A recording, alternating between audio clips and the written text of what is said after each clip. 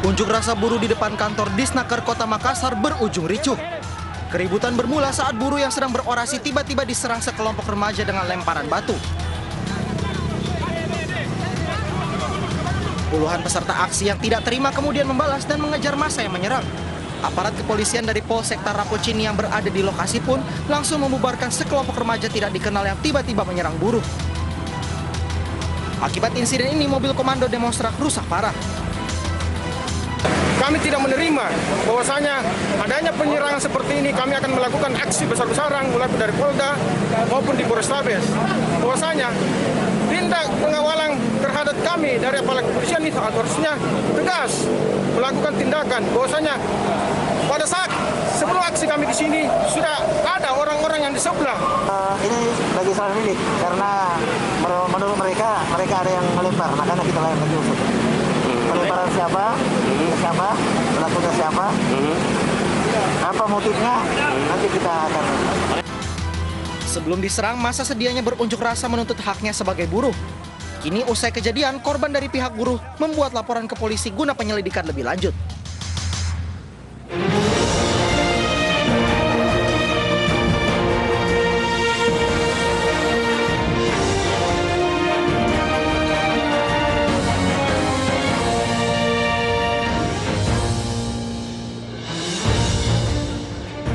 Selamat malam, apa kabar pemirsa? Menemani istirahat Anda bersama dengan keluarga, kami hadirkan rangkaian informasi penting yang kami pilihkan dalam iNews Prime.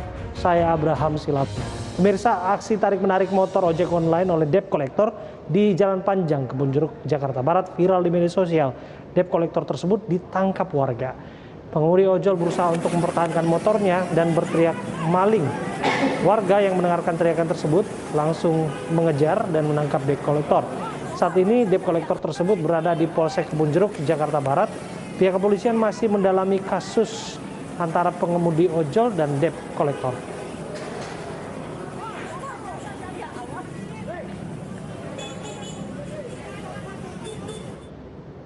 Pembongkaran 26 rumah di Kampung Karangjangkang, Semarang berujung ricuh.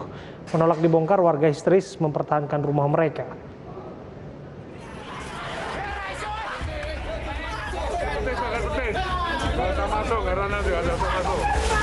Tangis histeris tidak terbendung saat warga mempertahankan rumahnya dari eksekusi pembongkaran siang tadi. Warga kecewa karena mereka tidak sempat mengeluarkan barang miliknya.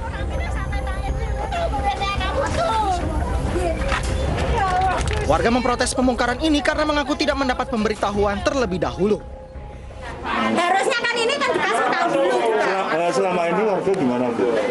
Ya kemarin kan katanya ada mau pembongkaran, udah cari tempat kontra, ada pindahan. Ternyata nggak jadi, kembali lagi. Sampai 3 kali. Terus bulan Juni, Juli, Agustus itu. Nah, ini keberatan ya, Bu ya? Ya ini keberatan. Kok mendadak kayak gini, harusnya kan untuk cari kontrakan dulu untuk menyikapi barang. Sudah kami sampaikan ke warga, tapi rupanya kuasa hukum ini nggak pernah cerita. Nggak pernah juga warga merasa benar. Itu tanah negara, padahal sudah Pak Putut atau siapa itu sudah ngurus sampai ke BPN, sudah dapat pengukuran. Meski mendapat penolakan, petugas tetap membongkar rumah-rumah ini diiringi tangisan warga. Pembongkaran ini digelar lantaran puluhan bangunan ini berdiri tanpa izin dan kalah di pengadilan.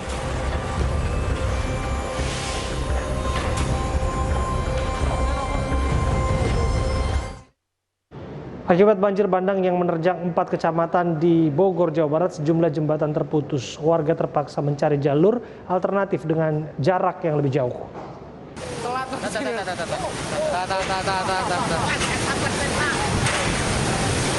Jembatan penghubung Cigowong yang berada di Kampung Cigowong, Desa Sukamaju, Kecamatan Cigudeg, Kabupaten Bogor, Jawa Barat hancur tergerus banjir bandang. Derasnya air menggerus pondasi jembatan hingga longsor. Longsornya jembatan membuat akses jalan menuju 2 desa di Kecamatan Nanggung terputus. Banjir Kali Cidurian.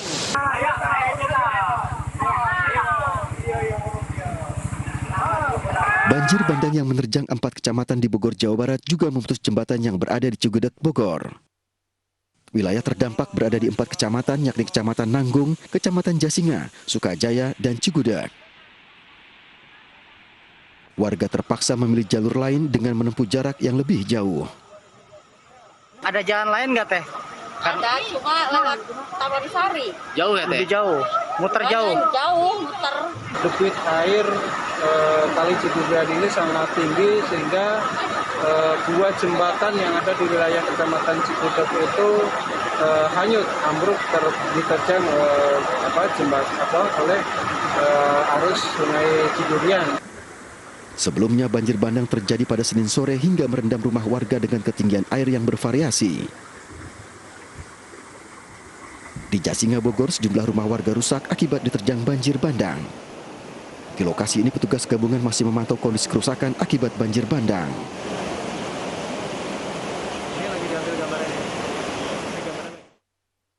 Sementara itu di Kalimantan Tengah akibat luapan Sungai Barito, 6 kecamatan di Kabupaten Barito Utara terendam banjir.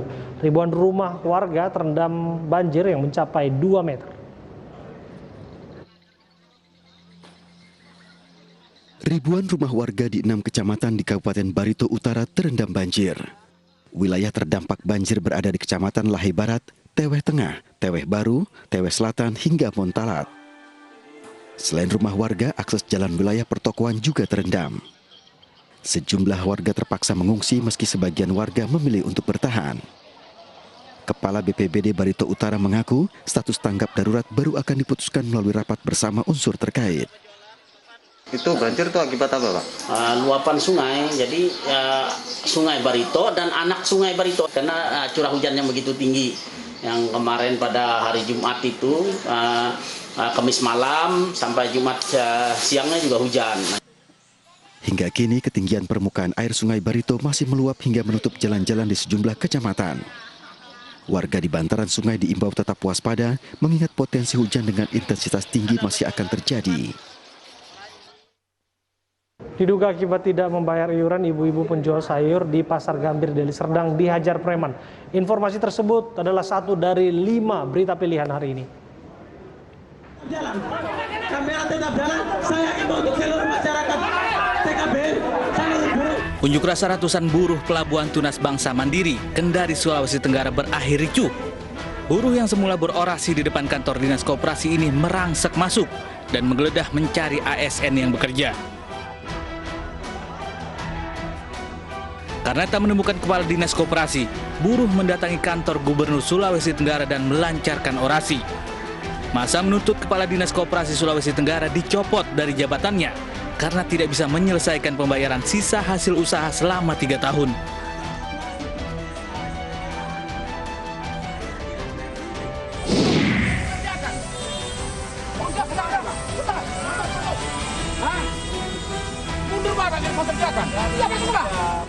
Adu mulut terjadi saat sejumlah pengendara memaksa melewati pos penyekatan di Pematang Siantar, Sumatera siang tadi.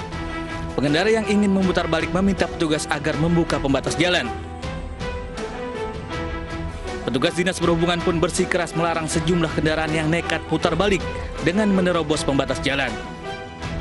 Meski Pematang Siantar sudah berstatus level 3, petugas mengaku belum mendapat perintah untuk membuka penyekatan sejumlah ruas jalan. Akibat kejadian lalu lintas sempat tersendat dan warga yang sedang sakit pun akhirnya dievakuasi dengan mobil patroli.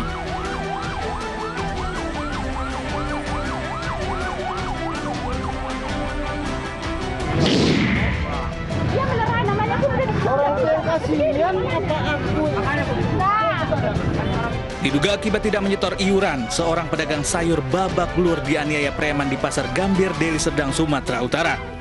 Setelah kejadian ini viral, korban melapor ke Polsek Percut Setuan menuntut keadilan. Tidak memerlukan waktu lama, pelaku penganiayaan tersebut ditangkap aparat. Kini kepolisian tengah mendalami kasus tersebut dan memburu pelaku lain.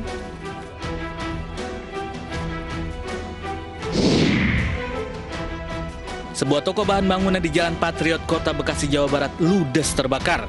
10 mobil pemadam dikerahkan ke lokasi. Petugas sempat kesulitan karena banyak material yang mudah terbakar dan pekatnya asap. Penyebab kebakaran diduga berasal dari ruang penyimpanan thinner dan cat hingga langsung membesar. Akibat kejadian ini, seorang pegawai toko bangunan mengalami luka bakar saat berusaha memadamkan api.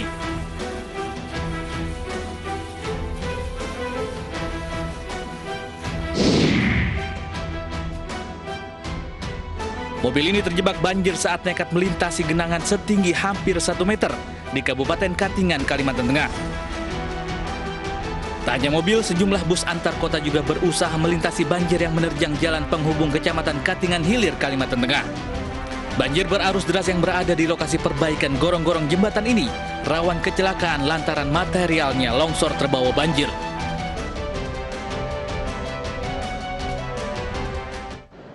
Kasus dugaan pelecehan di kantor KPI memanas, kedua kubu yang terlibat kini saling lapor. iNews Prime akan mengulasnya dalam dialog usai jeda.